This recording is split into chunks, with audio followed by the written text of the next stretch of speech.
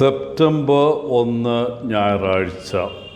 മാർക്കോസ് 7-ാം അധ്യായം 1 മുതൽ 8 വരെയും 14, 15, 21 മുതൽ 23 വരെയും വാക്യങ്ങൾ. യഹൂദ മതത്തിലെ ആചാരപരമായ ഒരു ക്ഷാളനമാണ് മിക്വേ. പ്രധാനമായും ശുദ്ധീകരണത്തിനായി ഇത് ഉപയോഗിക്കുന്നു.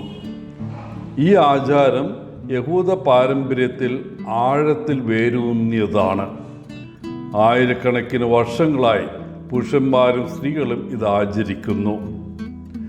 ശേഖരിക്കുക എന്ന അർത്ഥമുള്ള KVH എന്ന ഹീബ്രു മൂലത്തിൽ നിന്നാണ് ഈ വാക്ക് വന്നത്. ഇത് നിമജ്ജനത്തിനായി വെള്ളം ശേഖരിക്കുന്നതിനെ സൂചിപ്പിക്കുന്നു.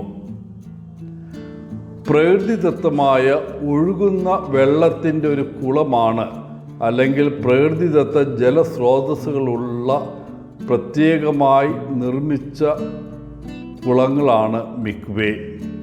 ഇത് പ്രധാനമായും വ്യക്തികളുടെ ആചാരപരമായ ശുദ്ധീകരണത്തിന് ഉപയോഗിക്കുമ്പോൾ പ്രത്യേക മതപരമായ ചടങ്ങുകളിൽ ഉപയോഗിക്കുന്ന ചില വസ്തുക്കളും പാത്രങ്ങളും വൃത്തിയാക്കാനും ഇത് ഉപയോഗിക്കാം. മറ്റ് പല ശുദ്ധീകരണ ചടങ്ങുകളെയും പോലെ വിവാഹത്തിനുള്ള തയ്യാറെടുപ്പുകൾ, ആർത്തവത്തിന് ശേഷം, പ്രസവശേഷം അല്ലെങ്കിൽ യഹൂദ മതത്തിലേക്ക് പരിവർത്തനം ചെയ്യപ്പെടുന്ന സമയത്തൊക്കെ മിക്വേ പലപ്പോഴും സുപ്രധാന ജീവിത സംഭവങ്ങൾക്കായി നടത്തപ്പെടുന്നു. ക്രിസ്തീയ മതത്തിലെ ജ്ഞാനസ്നാനം പോലെ മിക്വേയിൽ മുഴുകുന്നത് പ്രതീകാത്മകമായ പുനർജന്മത്തെ പ്രതിനിധീകരിക്കുന്നു. മാലിന്യങ്ങൾ കഴുകി വ്യക്തിക്ക് പുതിയ ആത്മീയ അവസ്ഥ കൈവരിക്കാൻ സാധിക്കുന്നു.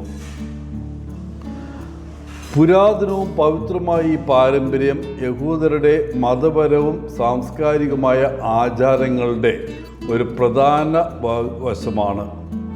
യഹൂദ ജീവിതത്തിൽ ആചാരപരമായ വിശുദ്ധിയുടെയും ആത്മീയ വിശുദ്ധീകരണത്തിൻ്റെയും ശാശ്വതമായ പ്രാധാന്യം ഇത് ഉയർത്തിപ്പിടിക്കുന്നു.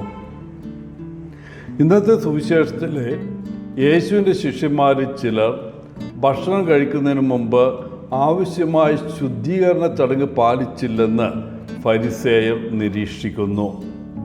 ഫരിസേയരെ സംബന്ധിച്ചിടത്തോളം യേശുവിനെ വിമർശിക്കാൻ ഇത് മികച്ച ഒരവസരം നൽകി. അവർക്ക് നിയമം എപ്പോഴും പരമാധികാരമായിരുന്നു. യേശുവിൻ്റെ അടുക്കൽ വന്ന് ഇതിനെക്കുറിച്ച് അവർ പരാതിപ്പെട്ടപ്പോൾ കർത്താവ് യേശയ്യാ പ്രവാചകനെ ഉദ്ധരിച്ചുകൊണ്ട് പ്രതികരിച്ചു. ഈ ജനം അവരുടെ അധരങ്ങൾ കൊണ്ട് എന്നെ ബഹുമാനിക്കുന്നു, എന്നാൽ അവരുടെ ഹൃദയം എന്നിൽ നിന്ന് അകലെയാണ്. മാനുഷിക പാരമ്പര്യങ്ങളും പ്രമാണങ്ങളും എന്താണെന്ന് ഉപദേശമായി പഠിപ്പിച്ചുകൊണ്ട് അവർ എന്നെ വ്യർത്ഥമായി ആരാധിക്കുന്നു.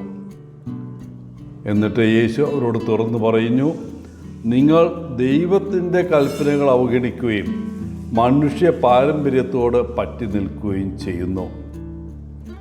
തുടർന്ന് യേശു ജനക്കൂട്ടത്തോട് ഇങ്ങനെ പ്രഖ്യാപിച്ചു, ഞാൻ പറയുന്നത് ശ്രദ്ധിച്ചു കേൾക്കുക. പുറത്തുനിന്ന് ഒരു വ്യക്തിയിൽ പ്രവേശിക്കുന്ന യാതൊന്നിനും ആ വ്യക്തിയെ അശുദ്ധമാക്കാൻ കഴിയില്ല.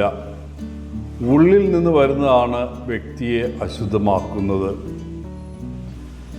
അനുകമ്പയും സ്നേഹവും കാരുണ്യമായ നിയമത്തിൻ്റെ ആത്മാവിനെ അവഗണിച്ചുകൊണ്ട് അവരുടെ ഉപരിപ്ലവമായ വീക്ഷണങ്ങളും നിയമത്തെക്കുറിച്ചുള്ള ധാരണയും അവർ കർശനമായി ജനങ്ങളുടെ മേൽ അടിച്ചേൽപ്പിച്ചു എന്നതാണ് യേശുവിനെ സംബന്ധിച്ചിടത്തോളം കൂടുതൽ വെറുപ്പുളവാക്കുന്നത്. നിയമം ജനങ്ങളെ ഉയർത്താനും ദൈവത്തോട് അടുപ്പിക്കാനും ഉദ്ദേശിച്ചുള്ളതാണ്. എന്നാൽ ഈ നേതാക്കൾ അത് പാവപ്പെട്ടവർക്കും പാർശ്വവൽക്കരിക്കപ്പെട്ടവർക്കും ഭാരമുള്ളതാക്കി. ഏറ്റവും മോശമായ കാര്യം, ഈ നേതാക്കൾ നിയമം അനുസരിക്കാൻ സൗകര്യമില്ലാത്തപ്പോഴെല്ലാം അതിലെ ഒഴിവ് കഴിവുകൾ പറഞ്ഞ് അത് പാലിക്കാതിരിക്കുന്നു. അത്തരക്കാരെയാണ് യേശു കപടനാട്യക്കാർ എന്ന് വിളിച്ചത്. എല്ലാവർക്കും നല്ലൊരു ദിനം ആശംസിച്ചുകൊണ്ട് ഒത്തിരി സ്നേഹത്തോടെ പോളച്ചൻ CSSR ഫ്രം കേരള.